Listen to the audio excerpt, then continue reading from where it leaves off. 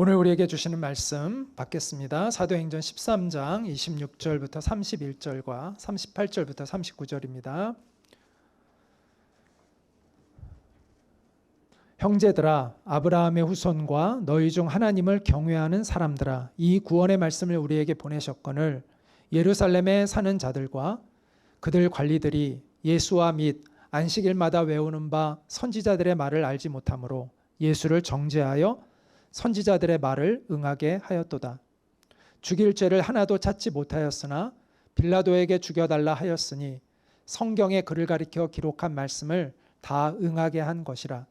후에 나무에서 내려다가 무덤에 두었으나 하나님이 죽은 자 가운데서 그를 살리신지라. 갈릴리로부터 예루살렘에 함께 올라간 사람들에게 여러 날 보이셨으니 그들이 이제 백성 앞에서 그의 증인이라. 그러므로 형제들아, 너희가 알 것은 이 사람을 힘입어 죄사함을 너희에게 전하는 이것이며, 또 모세의 율법으로 너희가 의롭다 하심을 얻지 못하던 모든 일에도 이 사람을 힘입어 믿는 자마다 의롭다 하심을 얻는 이것이라. 이것은 살아계신 하나님의 말씀입니다. 아멘. 네, 오늘은 계속해서 사도행전 말씀, 구원의 말씀이신 예수님이라는 제목으로 말씀을 전하고자 합니다. 사도행전은 크게 두 부분으로 나눈다고 말씀을 드렸죠. 사도행전 1장부터 12장까지는 주인공이 베드로였다면 13장부터 나머지 28장까지의 주인공은 사도 바울이 이제 연극을 한다면 1막과 2막이 그렇게 된다는 거죠. 물론 진짜 주인공은 성령님이시지만 이제 그렇게 이야기할 수가 있습니다. 그래서 오늘 이제 13장 드디어 이제 사도 바울이 중심 인물로 등장하는 이 13장을 우리가 보게 되는데, 어떻게 해서 바울이 1차, 2차, 3차 세계 선교 여행을 떠나는 이야기가 사도행전에 나오고 그가 예루살렘에 투옥됐다가 나중에 죄수의 몸으로 로마로 호송되어 갑니다. 거기까지가 이제 사도행전의 이야기가 28장까지 나오는데, 어떻게 해서 그가 선교 여행을 시작하게 되었는지에 대한 배경이 1절부터 3절에 나와요. 자, 제가 읽을게요. 한번 보세요. 안디옥 교회에는 예언자와 교사들이 있었습니다. 쉬운 성경으로 준비했습니다. 그들은 바나바와 니게르라 하는 시므온과 구레네 사람 루기오와 분봉왕 헤롯 안티파스와 함께 자라난 마나엔과 사울입니다. 이제 여기 사울이 등장하죠. 그들이 주님께 예배드리며 금식하고 있을 때에 성령께서 그들에게 말씀하셨습니다. 바나바와 사울을 따로 세워 내가 그들에게 맡긴 일을 하게 하여라. 그래서 그들은 금식과 기도를 마친 뒤에 바나바와 사울에게 손을 얹고 그들을 떠나 보냈습니다. 자, 이렇게 바나바와 바울이 순회 선교사로서 사역을 명령받게 되는 것이죠. 이것이 성령님의 인도하신 가운데 일어난 일이었다라고 이야기를 합니다. 자, 그러면서 여기 지도에 1차 선교 여행이 이렇게 지도에 나오는데, 맨 처음으로 간 곳이 구브로입니다. 구브로. 지금의 이제 키프로스라는 섬인데요. 그들은 구브로의 살라미에서 이제 안디옥에서 살라미를 거쳐서 바보에 이제 이르게 되는데, 이제 성 이름이 바보예요. 그런데 이 성에서 그 구브로 섬을 다스리고 있던 총독인 그 사람의 이름도 바울이 들어가요. 서기오 바울이라는 사람에게 복음을 전합니다. 근데 여기서 굉장히 놀라운 일이 있게 되는데, 그 마술사, 거짓 예언자가 있었는데 그 서기오 바울과 친했어요. 근데 서기오 바울이 복음을 듣고 싶어 했는데 복음을 듣지 못하게 방해하다가 성령의 충만한 바울로부터 일종의 재앙을 받게 되죠. 바울이 선포하는 그 말씀에 의해서. 그 내용이 이렇게 나옵니다. 자, 여기서 바울이라고도 부르는 사울이 이제 이때부터, 그 전까지는 항상 사울이라고 이름을 졌는데 이제 바울이라는 이름이 등장해요. 자, 사울과 바울의 이름은 무슨 차이라고 그랬죠? 사울은 히브리식 발음이고 바울은 헬라식 발음이에요. 근데 이때부터는 이제 계속 바울이라고 얘기해요. 이게 여러분 그 영화 볼 때 복선이라고 아세요? 그러니까 앞으로 일어날 일을 상징적으로 딱 보여주는 순간이 있죠. 그걸 복선이라고 그러잖아요. 영화에서 이게 복선이에요. 자, 여기 이게 뭐냐면 사울이 이제 본격적으로 세계 선교를 시작한다는 걸 복선에 깔고 있는 거예요. 이게 바울이라는 이름으로 부르면서, 바울은 헬라식 이름이잖아요. 그러니까 그 당시에 헬라 문화 사람들에게 복음을 전하는 바울을 소개하면서 이제부터는 이제 바울이라는 이름을 쓰게 됩니다. 자, 그런데 바울이 성령이 충만하여 마술사를 노려보며 이렇게 얘기합니다. 너 악마의 자식아, 너는 모든 정의의 원수다. 너는 악한 속임수와 죄악으로 가득 차 있다. 주님의 바른 길을 굽게 하는 것을 그치지 못하겠느냐. 이제 주님께서 손으로 너를 치실 텐데 그러면 네 눈이 멀어 얼마 동안 너는 햇빛조차 보지 못할 것이다. 그랬더니 정말 이 사람의 눈이 멀게 됩니다. 잠시였지만 그걸 본 이 총독이 깜짝 놀라고 그 말씀을 집중해서 듣게 되고 그가 그리스도인이 되었다라고 이렇게 본문은 13장은 이야기해주고 있습니다. 자, 이 구브로 선교여행을 마치고 어디로 가냐면 아시아 지역에 있는 이 버가라는 곳으로 이제 가게 됩니다. 이 버가는 이제 밤빌리아 지역에 있는 건데요. 그때 여기서 성경에 보면 마가 요한이 여기까지 갔다가 중간에 돌아와요. 그런데 이 사건이 나중에 굉장히 큰 사건이 됩니다. 여기서는 지금 다루지 않는데 이 본문에서는 나중에 그 마가 요한이라는 그 사람이 중간에 이탈해버리거든요. 힘들어가지고 그 사건으로 인해서 바울과 바나바가 크게 다퉈요. 그래 나중에는 갈라지게 됩니다. 하여튼 이제 그런 배경이 되는 사건이 일어나요. 근데 그건 언급만 하고 싹 지나가요. 여기서는 나중에 이제 자세히 다루게 될 건데요. 하여튼 그런 일이 있었고 그 다음에 버가를 지나서 이 비시디아 지역 위에 있는 비시디아 지역으로 지역에 있는 안디옥에 이제 가게 됩니다. 이제 안디옥으로 이제 가게 되는데요. 이때 바울이 유대인 회당에 가서 한 설교가 사도행전 13장 오늘 우리가 중심적으로 볼 내용입니다. 자, 여기에 보면 16절부터 23절은 이스라엘의 역사를 개괄합니다. 바울이 그러면서 그 다음에 예수님의 십자가와 부활의 복음을 선포합니다. 이게 사도 바울의 설교의 내용인데요. 오늘 이 내용을 중심으로 우리가 좀 생각해 보고자 합니다. 자, 하나님이 인류를 구원해 가시는 섭리를 우리는 역사 속에서 발견해야 합니다. 자, 그것을 뭐라고 얘기하냐면 따라 볼까요? 구속사. 예. 구속이라는 건 우리를 죄에서 건져내신다는 의미이죠. 값을 주고 우리를 죄에서 건져내신다는 의미입니다. 자, 그래서 히스토리 오브 리뎀션 때 히스토리 오브 셀베이션이라고도 얘기할 수 있어요. 그래서 하나님의 구원의 역사를 구속사라고 이야기하는데 성경은 이 구속사를 담고 있습니다. 왜 이스라엘 역사가 중요할까요? 우리랑 그렇게 멀리 떨어져 있는 이스라엘, 우리랑 별로 상관도 안 했던 그 이스라엘이 왜 우리에게 중요합니까? 그것도 현대 이스라엘의 역사가 아니라 과거 4,000년 전에 하나님이 아브라함이라는 사람을 택하신 것이 왜 우리에게 중요한가요? 2,000년 전에 예수 그리스도가 이 땅에 오셔서 십자가에서 죽으시고 돌아간 게 2,000년 전의 일이 왜 우리에게 중요합니까? 바로 그 역사의 시점들 속에 하나님의 자기 계시가 강력히 나타나고 있기 때문이라는 것이죠.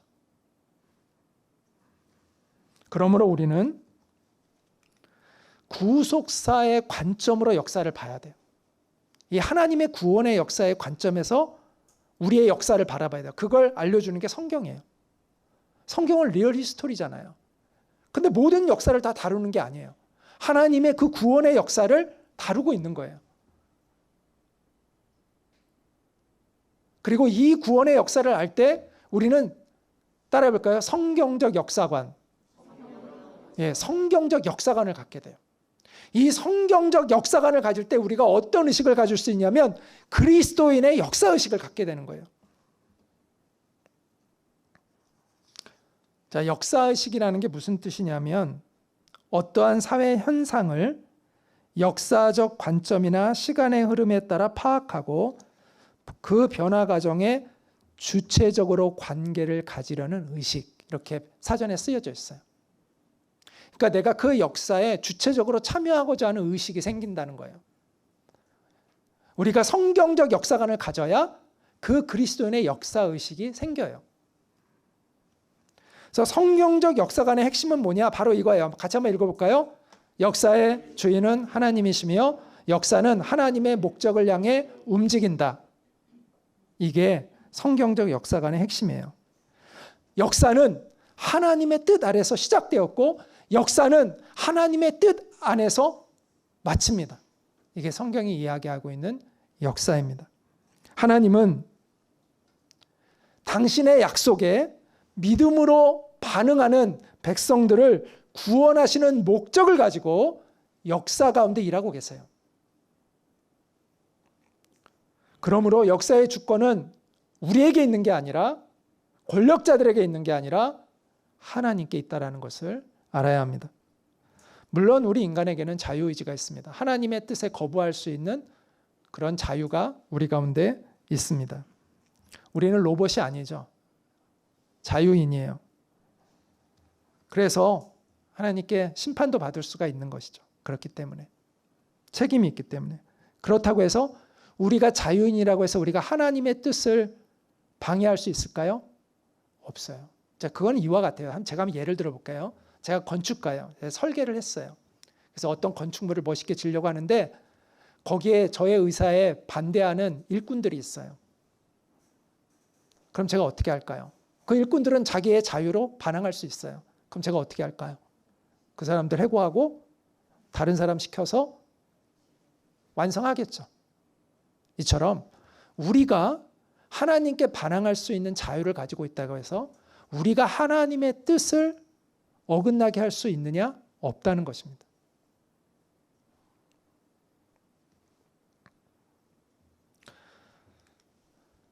인간은 능동적으로 역사에 참여합니다. 우리가 로봇이 아니니까 우리가 자유의지를 가지고 능동적으로 역사에 참여해요. 그러나 그 가운데서도 하나님은 하나님의 주권으로 하나님의 뜻을 이루어 가신다는 것을 알아야 합니다. 그게 우리의 소망이죠. 바울은 자기 민족 이스라엘의 역사를 되돌아보면서 이스라엘의 왕조가 사울 왕조로 시작을 했는데 나중에 다윗 왕조로 바뀌게 된 것을 이야기하면서 이 하나님의 주권에 대한 이야기를 합니다. 처음에 하나님이 세운 왕은 사울 왕이에요. 처음에 되게 겸손했어요.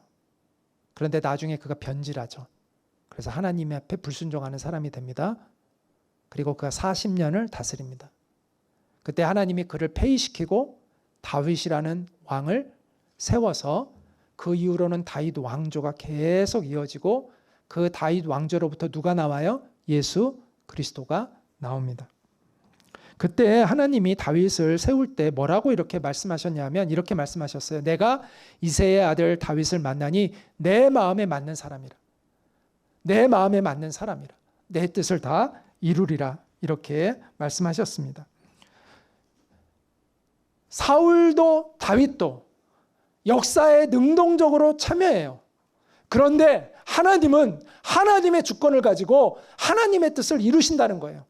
하나님의 뜻을 행하는 사람을 찾고 발견하고 그를 세우고 그를 통하여 하나님의 뜻을 이루고 계시다는 것이죠. 이게 사도 바울이 이야기하고 있는 핵심적인 내용이에요. 그래서 이 다윗을 통해서 약속된 메시아가 왔다는 거예요. 예수 그리스도가 이 땅에 왔다는 것입니다.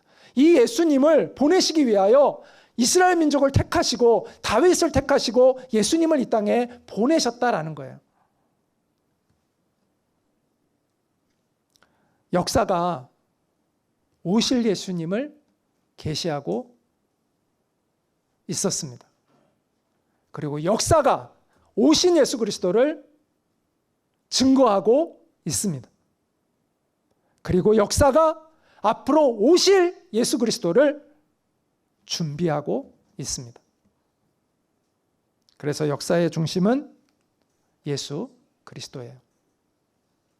그래서 우리가 BC AD라는 말을 쓰잖아요. BC는 Before Christ의 약자이고 AD는 Anno Domini라는 라틴어의 약자인데 이것은 예수님이 오신 이후의 시대라는 의미를 가지고 있습니다.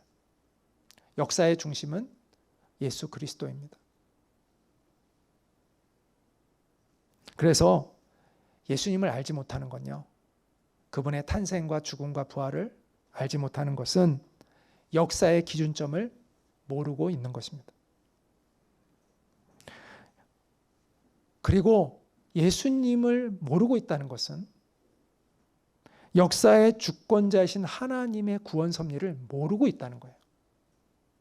예수님을 내가 모르고 있다는 것은 하나님의 그 구원의 약속에 내가 어떻게 응답해야 할지를 모르고 있다는 거예요.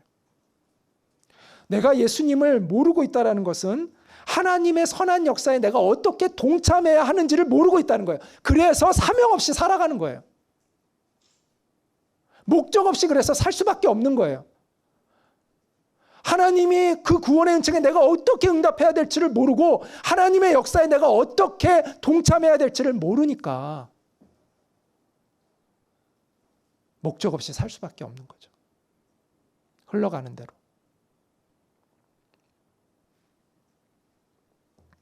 그래서 우리는 역사의 중심이 예수 그리스도라는 것을 알아야 합니다. 그걸 알려주는 게 바로 성경이죠. 그래서 바울은 이 이스라엘의 역사를 개괄하면서 쭉 살펴보면서 간략하게 예수 그리스도께 초점을 맞춥니다. 우리 같이 한번 23절 읽겠습니다. 시작. 하나님이 약속하신 대로 이 사람의 후손에서 이스라엘을 위하여 구주를 세우셨으니 곧 예수라. 이렇게 말씀하고 있습니다. 그러면서 이제 사도 바울이 본격적으로 복음을 설명하기 시작하는데 4가지 단계로 이야기를 합니다. 첫째, 따라해 볼까요? 하나님이 구원의 말씀을 보내셨다. 1995년 삼풍백화점 붕괴됐죠. 저도 너무나 큰 충격을 받았는데 그때 3명의 젊은이들이 구조되는 것이 TV에서 생생하게 보도되었습니다. 여러분이 그 중에 한 명이었다고 한번 생각해 보세요. 그 시멘트 더미 위에 더미가 여러분에게 덮쳤고 캄캄한 어둠이 여러분 가운데 이제 어둠이 덮였습니다. 며칠씩 죽음의 그림자가 들이오고 아무것도 먹지 못한 채 움직이지 못하고 그 좁은 공간 안에 여러분이 누워 갇혀 있다고 한번 여러분이 그들이라고 한번 생각해 보십시오. 그 절망 가운데 갑자기 굴착기 소리가 들리고 기계 소리가 들립니다. 소망이 좀 생기겠죠. 그런데 며칠 동안 또 아무 반응이 없어요. 소리만 들리고 며칠이 지나도 빛도 사람의 소리도 들리지 않아요. 그런데 드디어 일주일이 지난 어느 날 가느다란 빛이 들어오면서 소리가 들렸습니다. 거기 사람 있습니까? 거기 사람 있습니까? 여러분 그 말을 들을 때 여러분의 마음은 어떨까요? 나는 이제 살았구나. 그 감동이, 기쁨이 온 몸을 휘감지 않겠습니까? 그런 의미에서 사도 바울이 이렇게 말씀하고 있는 것입니다. 형제들아, 아브라함의 후손과 너희 중 하나님을 경외하는 사람들아, 이 구원의 말씀을 우리에게 보내셨거늘.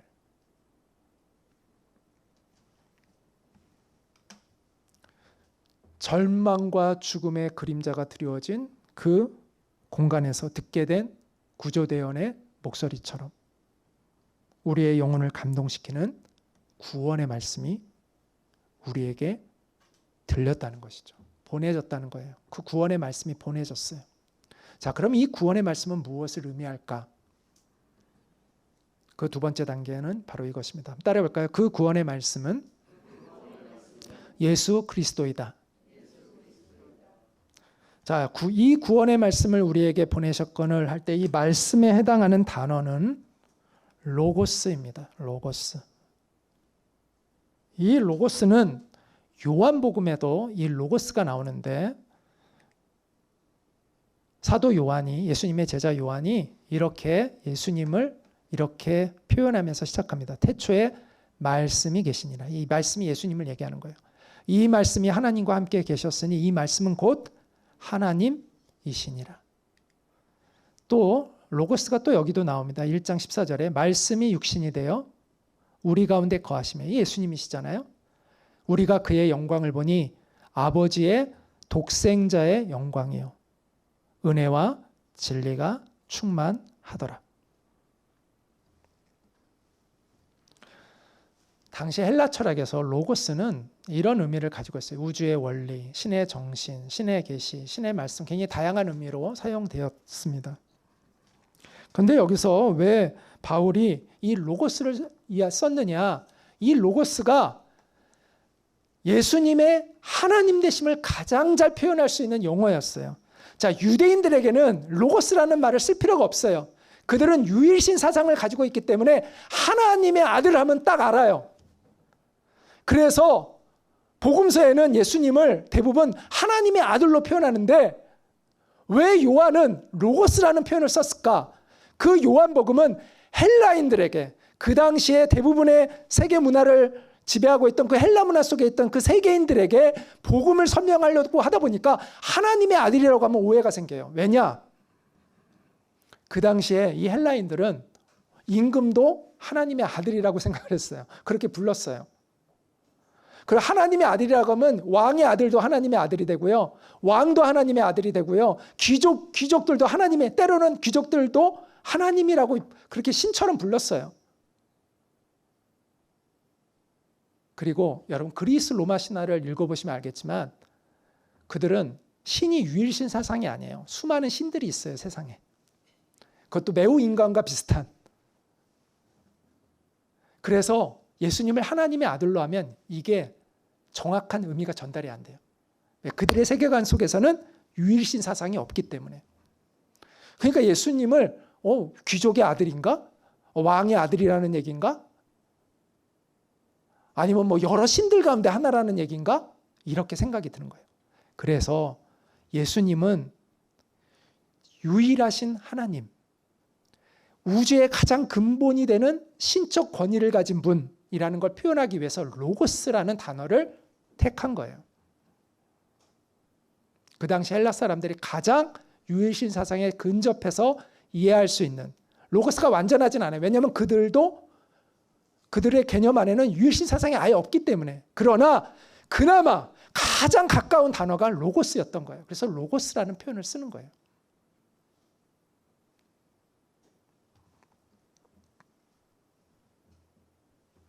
예수님은 만물의 근원이 되시는 하나님이시다. 그러기에 인간을 죄에서 구원할 수 있는 권위는 오직 예수 그리스도밖에 없다라는 것을 이야기하고 싶은 것입니다. 그래서 38절과 39절에 이렇게 얘기하는데 같이 한번 읽겠습니다. 시작. 그러므로 형제들아 너희가 알 것은 이 사람을 힘입어 죄사람을 너희에게 전하는 이것이며, 여기서 이 사람은 누구예요? 예수님을 얘기하는 거죠. 이 예수님을 힘입어 죄사함을 너희에게 전하는 이것이며, 또 읽겠습니다. 또 모세의 율법으로 너희가 의롭다 하심을 얻지 못하던 모든 일에도 이 사람을 힘입어 믿는 자마다 의롭다 하심을 얻는 이것이라. 이분은 성철 스님이죠. 굉장히 존경받는 고승이었죠. 이분에게 외국의 저널리스트가 인터뷰 요청을 했는데 여러 번 거절을 했습니다. 하도 계속 부탁을 하니까 이분이 승낙을 했어요.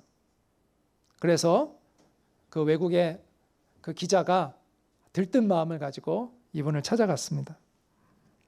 근데 이분이 한 말은 딱 한마디였어요. 뭐라고 얘기했냐면, 그 사람을 만나자마자 딱 이 말만 하고 이제 안 만났습니다. 자네도 죽었고 나도 죽었네.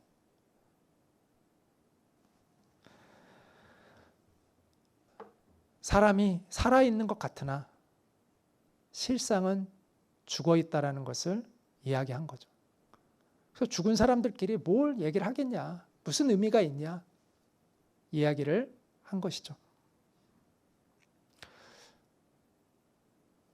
우리가요, 예수님을 알지 못할 때 우리가 깨달을 수 있는 최고의 득도가 뭔지 아세요? 우리 인간은 절망적인 존재라는 걸 깨닫는 것입니다.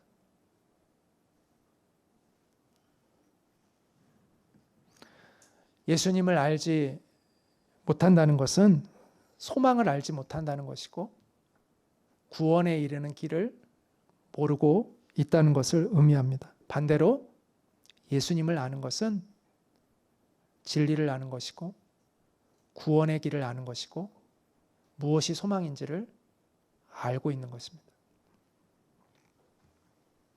말씀으로 세상을 지으신 창조주 하나님께서 인간의 몸을 입고 이 땅에 오신 분이 예수님이세요. 말씀이 곧 존재이고 존재가 곧 말씀이신 그분이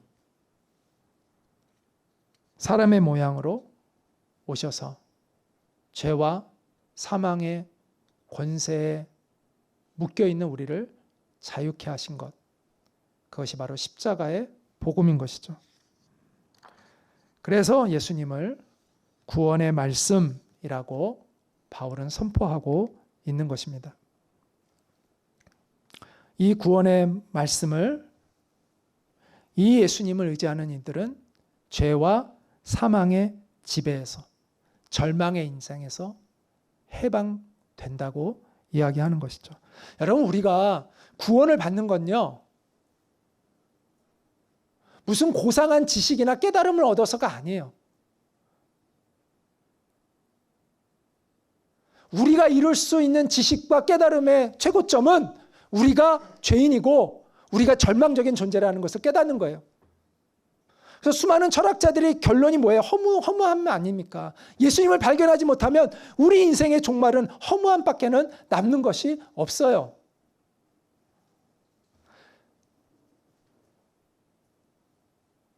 우리가 구원받는 것은 지식이나 깨달음이 아니에요. 예수 그리스도예요. 그분을 아는 것에 있는 거예요. 그분을 만나는 것에 있는 거예요. 그분과 연합되는 것에 있는 거예요. 세례는 바로 그런 의미를 갖는 거죠. 내가 그분과 연합되었다는 것을 고백하는 것이죠.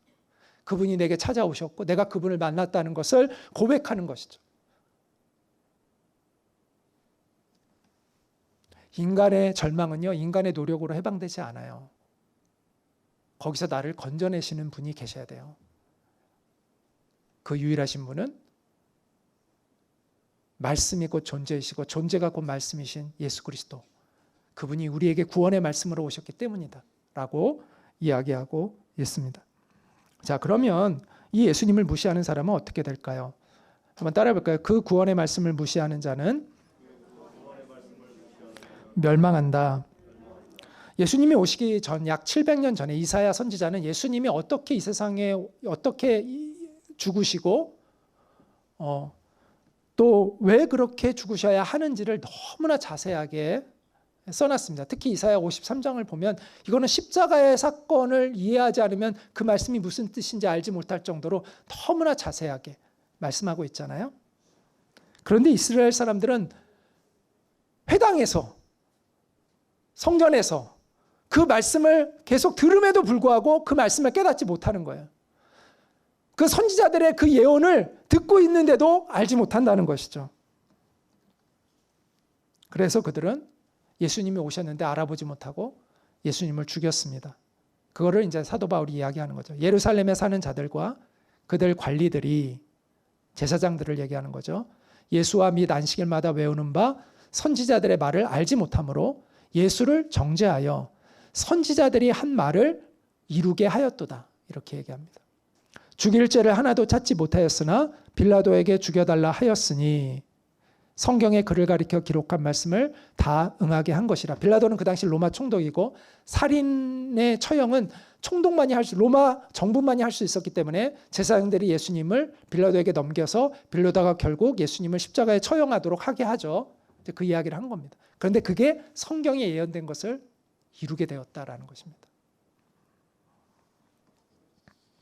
아까 인간이 아무리 하나님의 역사를 회방해도 하나님의 뜻을 굽힐 수는 없다라고 말씀을 드렸죠. 그러면 여러분이 이런 생각이 들 수 있잖아요. 아니, 이스라엘 사람들이 예수님을 못 박아 죽이는 게 원래 하나님의 뜻이라면 그들이 잘못한 게 뭐가 있냐. 가룟 유다가 예수님이 원래 십자가에 못 박혀 죽는 거라면 가룟 유다가 예수님 넘긴 게 그게 무슨 잘못이 되냐라고 주장하는 사람들이 있어요. 얼핏 들으면 굉장히 그럴듯해 보이죠. 그러나 하나님의 그 예정이라는 건요, 우리가 몇 월 며칠에 뭐 하도록 이렇게 고정해 놓은 그런 게 아니에요. 사람들이 되게 그런 착각을 해요. 너무 단순해, 너무. 그런 게 하나님의 뜻이, 고정된 하나님의 예정이라는 의미가 아닙니다. 가룟 유다가 정말 믿음의 사람이었다면, 하나님의 말씀에 순종하는 사람이었다면 그는 하나님께 아름답게 쓰임받지 예수님을 파는 걸로 쓰임받지를 않아요. 그건 그의 선택이었던 거예요. 그가 하나님의 말씀을 멸시하는 자였기 때문에 그 일에 쓰임받게 된 거예요. 하나님이 가룟 유다를 하나님의 뜻에 거역하는 자로 만드신 게 아니에요. 그가 그 길을 선택했기 때문에 하나님이 그를 통하여 허락하셔서 그 일을 하신 것뿐이에요. 대제사장 가야바가 하나님의 뜻을 순종하는 제사장이었다면 예수님 못 박히는 일에 그가 쓰임받지 않아요. 그가 하나님을 대적하는 자였기 때문에 하나님의 뜻을 이루는 일에 쓰임받게 된 거예요. 그게 고정되어 있는 예언되어 있다는 게 그가 그렇게 하도록 고정되어 있다는 의미가 아니에요.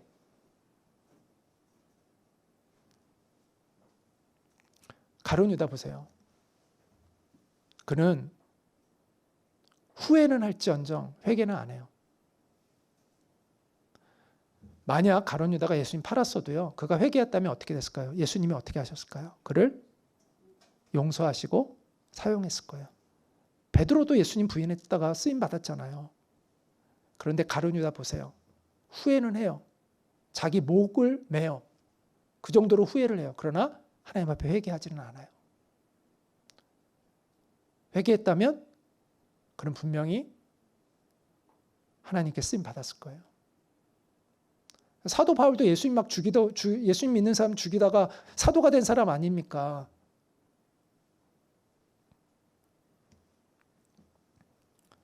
여러분, 대제사장 가야바처럼 예수님이 누구인지를 정확히 알고 있는 사람이 있었을까요?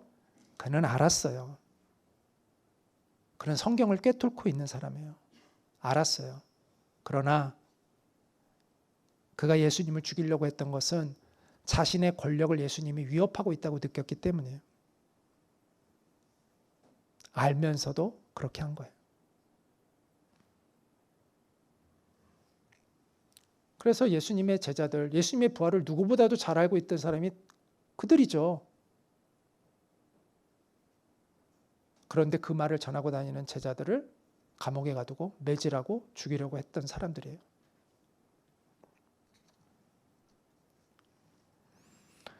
그들이 그렇게 하나님께 쓰임받은 것은 그들이 하나님을 멸시하는 자들이었기 때문에 그렇게 아름답지 않은 하나님의 심판을 받는 자들로 서게 된 것이죠. 그래서 사도 바울은 이렇게 얘기합니다. 그러므로 예언자들이 말한 것이 여러분에게 일어나지 않도록 조심하십시오. 이게 우리의 책임이라는 거예요. 이렇게 고정되어 있는 게 아니라는 거예요. 이게 우리의 마음가짐과 태도에 따라 다르다는 거예요. 보아라 너희 비웃는 사람들아. 예언자들이 이렇게 선지자들이 여러 번 이스라엘 백성들에게 이야기했다는 거죠. 보아라 너희 비웃는 사람들아. 너희는 놀라고 망하여라. 너희가 사는 날 동안 내가 한 가지 일을 하겠다. 누군가 그 일을 너희에게 일러주어도 너희는 믿지 않을 것이다. 하나님의 뜻을 거역하는 자들에게 하나님의 심판을 선지자들이 이야기했습니다. 사도 바울도 이야기합니다. 그렇게 되지 않도록 조심하라. 자, 우리가 여기서 착각하면 안 되는 게 있는데, 사람이 하나님의 심판을 받아 지옥에 가는 이유는 복음을 받아들이지 않았기 때문이 아니라 죄 때문입니다. 원래 인간은 자기 죄로 인하여 지옥에 가는 것입니다. 그런데 왜 예수님을 복음을 받아들이지 않고 멸시하면 심판을 받느냐? 그거는 예수님을 의지하지 않고는 누구도 죄사함을 얻을 수 없기 때문이에요. 그래서 우리가 하나님의 심판을 받는 이유는 우리가 지은 죄 때문이에요. 그 근본적인 이유는. 하나님이 일부러 우리를 지옥으로 밀어넣으시는 게 아니라 우리가 원래 태어나서 행하는 일들이 스스로 지옥으로 내려가는 일을 행하고 있다는 것이죠. 하나님을 경외하지 않고 내 마음대로 살고 내 욕심대로 살고 하나님을 거역하고 우상을 숭배하고 하나님을 두려워하지 않고 내 마음대로 사는 길을 선택하며 살아가잖아요. 그 끝은 지옥이에요. 그런데 예수님이 건전해 주시는 사람들이 있는 거예요. 거기서.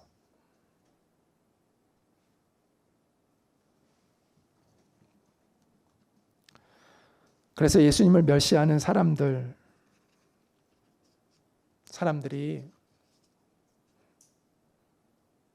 하나님의 심판을 받는 그 이유는 근본적으로는 그들의 죄 때문이다. 그리고 예수님의 복음만이 우리를 그 죄에서 건져주시기 때문에 예수님 믿는 사람들은 구원을 받는 것이다 라고 말씀을 드릴 수 있습니다. 그런데 하나님을 거역하고 하나님을 멸시하는 사람들이 교회 밖에만 있냐? 교회 안에도 있습니다. 제사장들이 하나님을 경외하는 무리라고 사람들이 여겼지만 아니었잖아요. 마찬가지로 교회 안에도 하나님을 거역하는, 하나님을 멸시하는 사람들이 있습니다. 거짓말을 지어내서 사람들을 모함하는 사람들이 교회 안에도 있죠. 그리스도인이라고 말하지만 가난한 사람들을 착취하고 억압하는 사람들이 교회 안에도 있습니다. 그리스도인이라고 말을 하지만 자신의 더러운 욕망을 추구하며 살아가는 사람들이 교회 안에도 많이 있습니다. 그리스도인이라고 말을 하지만 온갖 불의를 행하는, 하나님을 두려워하지 않고 불의를 행하는 그런 기독교인들이, 말만 기독교인이죠. 그런 교인들이 있습니다. 그들에게 바울은 이야기합니다. 너희 비웃는 사람들아, 너희는 놀라고 망하여라. 너희가 사는 날 동안 하나님이 한 가지 일을 할 것이다. 그러나 그 일을 너희에게 일러주어도 너희는 그 일을 믿지 않을 것이다.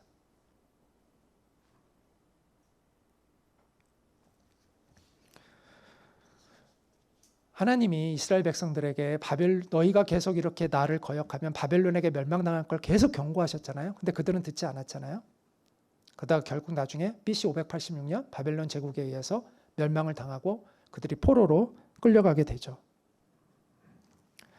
과거 조상들이 했던 실수를 너희가 반복하지 말아라 라고 사도 바울은 경고하고 있습니다. 하나님이 새 일을 행하셨대요. 은혜로 구원받을 수 있는 놀라운 일을 행하셨다는 거예요. 예수 그리스도로 인하여 구원받을 수 있는 이 놀라운 일을 하나님이 행하셨다는 거예요. 이것을 믿어야 된다는 거죠. 이 약속을 너희가 믿어야 된다라고 이야기하고 있습니다. 예수님을 의지하여 서는 자마다 죄사함을 받고 하나님 앞에 의롭다 여김을 받게 되는 이 하나님이 행하신 놀라운 은혜의 약속을 믿어야 한다라고 이야기하고 있습니다. 자, 예수님을 붙드는 사람은 죄사함을 받을 뿐만 아니라 더하여 한번 따라해 볼까요? 그 구원의 말씀을 의지하는 자는 부활의 생명을 얻는다. 네. 그래서 이렇게 사도 바울이 또 이야기합니다. 하나님께서는 죽은 사람들 가운데서 예수님을 살리셨습니다. 예수님께서는 갈릴리에서 예루살렘까지 자기와 함께 올라간 사람들에게 여러 날 동안 나타나셨습니다. 그들은 지금 백성들에게 예수님을 증언하는 사람들이 되었습니다. 하나님께서 예수님을 죽은 자들 가운데서 살리시고 썩지 않게 하셨습니다. 이런 뜻으로 하나님께서 여기 이제 나오는 말씀은요, 구약의 이사야에 예언되어 있던 말씀이에요. 내가 다윗에게 약속한 거룩하고 확실한 복을 너희에게 주겠다라고 말씀하신 것이 있는데 이것이 이루어졌다는 것입니다. 또 시편에도 하나님께서 이렇게 말씀하신 것이 있는데 이것이 이루어졌는데 뭐라고 말씀했냐면 주님께서는 주님의 거룩하신 분을 무덤에서 썩지 않게 하실 것입니다 라고 다윗이 고백했던 그 고백이 바로 이 예수님의 부활에 대한 예언이었다라고 이야기하고 있는 것이죠. 예수님의 부활은요, 뒷골목에서 전한 소식이 아니에요. 이렇게 숨어가지고 야 예수님 부활하셨대, 너 예수님 믿어야 돼, 이렇게 뒷골목에서 얘기한 게 아니라 길거리에서 수많은 사람 앞에서, 오늘 바울이 회당에서 유대인들이 모여있는 그 커뮤니티 안에서 공적으로 당당하게 앞에서 이야기한 거예요. 그걸 꼭 기억하셔야 돼요. 예수님의 부활은요, 뒤에서 숨어서 얘기한 게 아니에요. 목숨을 걸고 길거리에서 공회에서 공적으로 얘기하고 있는 거예요. 왜 그랬을까요? 도대체 왜? 그것 때문에 죽임을 당하는데, 그것 때문에 돌에 맞는데, 그것 때문에 가서 목을 베임을 당했는데 왜 그들은 멈추지 않고 계속해서 공적으로 예수가 살아나셨다고 외쳤을까요? 그들이 목격자였기 때문입니다. 그런데 여러분, 이걸 아셔야 돼요. 단순히 그들이 그 부활을 목격했기 때문만은 아닙니다. 사도 바울이 어떤 사람입니까? 보통 사람이 아닙니다. 이 사람은 예수 믿는 사람을 죽이던 사람이에요. 이런 사람이요, 예수님 부활하신 예수님 만났다고 갑자기 막 바뀔 수 있을까요? 그가 아무리 놀라운 기적을 경험했다고 해서, 그 경험을 했다고 해서 그 사람이 예수님을 전하는 사람으로 바뀔 수 있을까요? 물론 예수님을 목격한 것이 굉장히 중요한 사건임에는 틀림이 없지만, 그 예수님의 제자들이, 특히 사도 바울이 복음을 그렇게 확신하고 전할 수 있었던 이유는 뭘까요? 바로 구약 성경. 그 구약 성경이, 예수님의 그 구약의 예언이 예수님을 통해서 이루어졌다는 것을 확실하게 알게 되었기 때문입니다. 우리는 신약 성경만 예수님에 대한 책으로 착각하는데 그게 아니에요. 예수님의 제자들은 신약 성경이 없었어요. 그런데 예수님을 주와 그리스도로 고백하고 예수님을 전했어요. 그럼 신약 성경이 없으면 우리가 예수님을 전할 수 없는가? 아니요.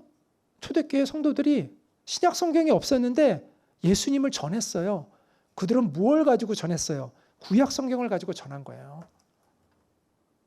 구약 성경에 대한 확신을 가지고 전한 거예요. 그래서 사도 바울이 이 이사야서, 시편이는 이 구약 성경에 있는 이 예수님에 대한 부활의 언약, 이것을 이야기하고 있는 거예요, 지금. 예수님의 부활은요, 우연한 사건도 아니고, 미스테리한 사건도 아니고, 개인적인 차원에서 일어난 기적도 아니고, 하나님이 구약 성경에 약속하신, 수백 년 전에 약속하셨던 바로 그 예언의 성취였다는 것을 이야기하고 있는 거예요.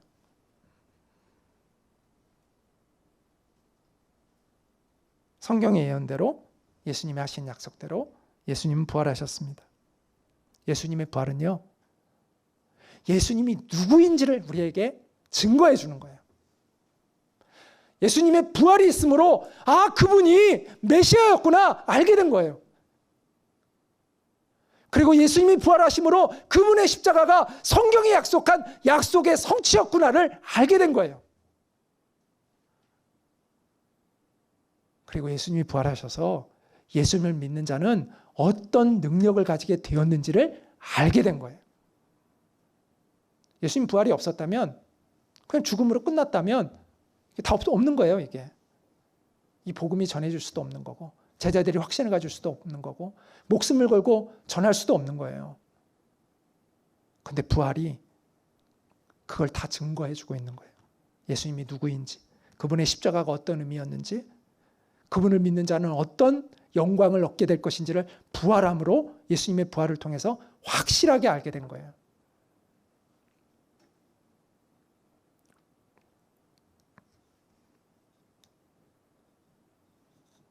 예수님을 붙드십시오. 그러면 부활의 생명을 얻게 될 것입니다.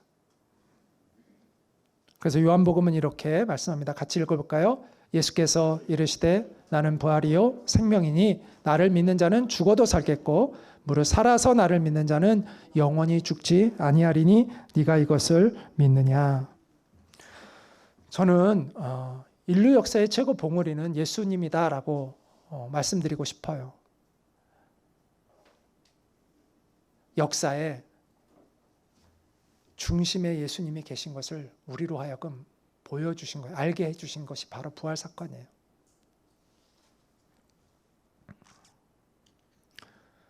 예수님처럼 태어나신 분이 없고요. 예수님처럼 사신 분이 없고요. 예수님처럼 누가 그렇게 구체적으로 예언되어서 태어난 사람이 누가 있습니까? 없습니다. 수천 년 전에, 수백 년 전에 그분이 어떻게 태어날지를 예언해 놓은 그대로 이 땅에 오신 분이 예수님 외에 누가 있습니까? 없어요. 예수님처럼 단 3년이라는 그 짧은 생에 이토록 영향력을 준 역사의 인물은 없어요.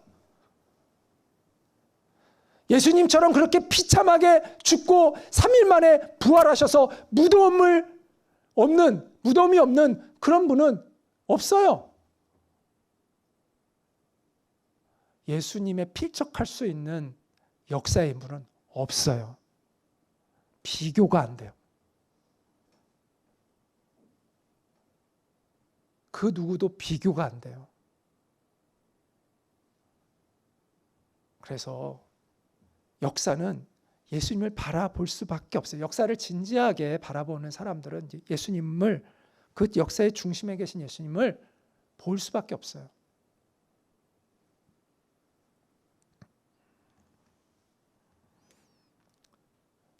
역사의 최고봉이 되시는 예수 그리스도를 눈을 들어 바라보시기 바랍니다.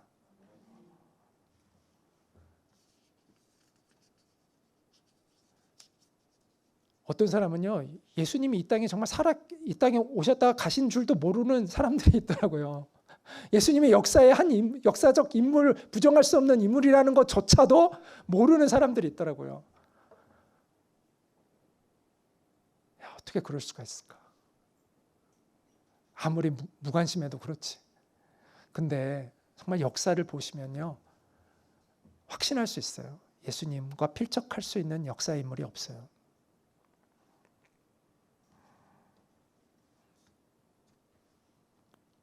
다윗은 시편 62편에서 이렇게 고백합니다. 같이 읽어볼까요? 나의 영혼이 잠잠히 하나님만 바라며 나의 구원이 그에게서 나오는도다. 오직 그만이 나의 반석이시요 나의 구원이시요 나의 요새이시니 내가 크게 흔들리지 아니하리로다. 다윗이 예수님 오시기 1000년 전의 인물이죠. 그 다윗의 이 고백이요, 예수님을 향한 우리의 그대로의 고백이 됩니다.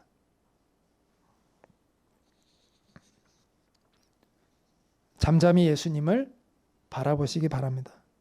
우리의 구원이 나를 위해 십자가에 달리시고 부활하신 예수님에게서 나옵니다. 우리가 요동치는 세상을 살아갑니다. 지금 얼마나 세상이 요동치고 있습니까? 한치의 앞을 내다보기 어려운 그런 세상, 우리가 한 번도 경험해 보지 못했던, 예상할 수 없는 그런 세상이 우리의 눈앞에 지금 닥쳐와 있습니다. 그러나 우리가 흔들리지 않을 수 있는 유일한 이유는 예수 그리스도가 우리의 반석이시기 때문입니다.